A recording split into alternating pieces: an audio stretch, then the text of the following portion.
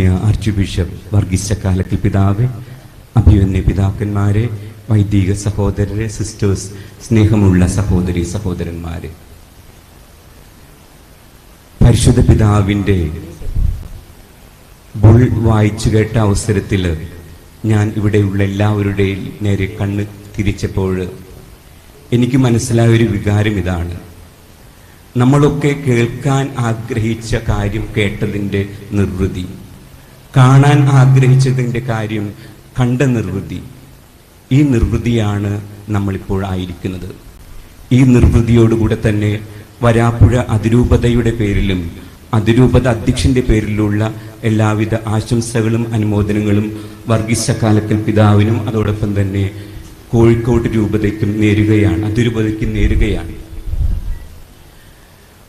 വരാപ്പുഴ അതിരൂപത അധ്യക്ഷന് തീർച്ചയായും ഈ ചടങ്ങിൽ സംബന്ധിക്കണമെന്ന് വലിയ ആഗ്രഹമുള്ള വ്യക്തിയാണ്.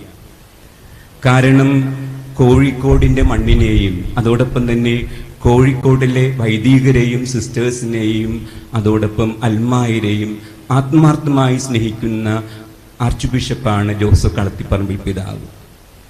അഭിവന്യ പിതാവ് കോഴിക്കോട്ട് അതിരൂപതയുടെ ശതാബ്ദി ആഘോഷത്തിൽ ഇതൊരു അതിരൂപതയായി കാണണമെന്ന് ആഗ്രഹിക്കുകയും പ്രവർത്തനമൊക്കെ ആരംഭിക്കുകയും ചെയ്തതാണ്.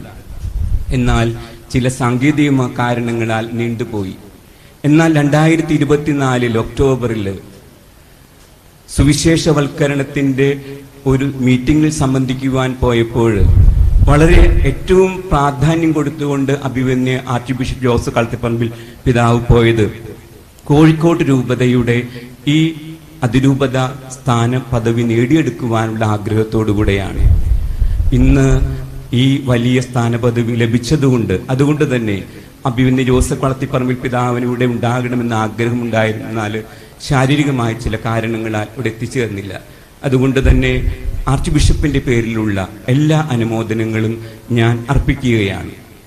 പ്രിയപ്പെട്ടവർ, വരാപ്പുഴ അതിരൂപതയെ സംബന്ധിച്ചിടത്തോളം ആദ്യം വരാപ്പുഴ അതിരൂപതയുടെ കീഴിൽ നിന്ന് തിരുവനന്തപുരം അതിരൂപത ജനിച്ചു.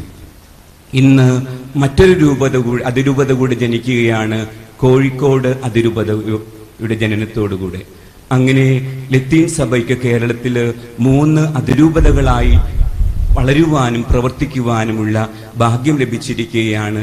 അതുകൊണ്ട് തന്നെ നമ്മെ സംബന്ധിച്ചിടത്തോളം ഏറ്റവും അഭിമാനകരമായ നിമിഷമാണ് ലത്തീൻ സഭയെ സംബന്ധിച്ചിടത്തോളം.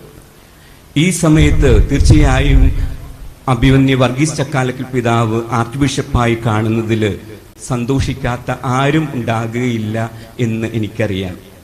ഞാൻ പണ്ട് ആലുവ കർമ്മലഗിരി സെമിനാരിയിൽ സ്പിരിച്വൽ ഡയറക്ടറായിട്ട് സേവനം അനുഷ്ഠിച്ചിട്ടുണ്ട്. അന്ന് പിക്നിക്കിൻ്റെ കാര്യം പറയുമ്പോൾ കോഴിക്കോട് പലപ്പോഴും ഞങ്ങൾ തിരഞ്ഞെടുക്കാറുണ്ട്. കാരണം കോഴിക്കോട് വന്നാൽ ഇവിടെ ഒരു ദിവസം അഭിവന്യ വർഗീസ് ചക്കാലക്കൽ പിതാവിനോടൊത്തുള്ള വിഭവസമൃദ്ധമായ ഭക്ഷണവും മറ്റു ചടങ്ങുകളും ഒക്കെ ഉണ്ടാവും. അങ്ങനെ വന്നു പോകുമ്പോൾ ആദ്യം വയറ് നിറയും, പിന്നീട് മനസ്സ് നിറയും, പിന്നീട് പോക്കറ്റ് നിറയുന്ന ഒരു അനുഭവത്തോടു കൂടെ തന്നെയാണ് ഞങ്ങൾ ഇവിടെ നിന്ന് മടങ്ങിയിട്ടുള്ളത്. അതുകൊണ്ട് തന്നെ അഭിവന്യ പിതാവ് ഒരു ആർച്ച് ബിഷപ്പ് കൂടി ആകുമ്പോൾ കുറച്ചും കൂടി ഗ്രേഡ് കൂട്ടി നമുക്ക് കിട്ടുമല്ലോ എന്നുള്ളൊരു അഭിമാനത്തോടു കൂടെ എത്രയും പിടിയുന്ന ആർച്ച് ബിഷപ്പ് ആകണമെന്ന് ആഗ്രഹിച്ചു അഭിവന്യ വർഗീസ് ചക്കാലക്കൽ പിതാവ്. ആ ഒരു കാര്യമാണ് ഇന്ന് നടന്നിരിക്കുന്നത്. വരാപ്പുഴ അതിരൂപതയുടെ പേരിലുള്ള എല്ലാ വൈദികരുടെ പേരിലുള്ള എല്ലാ മെത്രാന്മാരുടെ പേരിലുള്ള സന്തോഷവും അതോടൊപ്പം തന്നെ എല്ലാവിധ ആശംസകളും അർപ്പിച്ചുകൊണ്ട് എൻ്റെ വാക്ക് ഞാൻ ചുരുക്കുന്നു. താങ്ക് യു ആന്റണി പിതാവേ.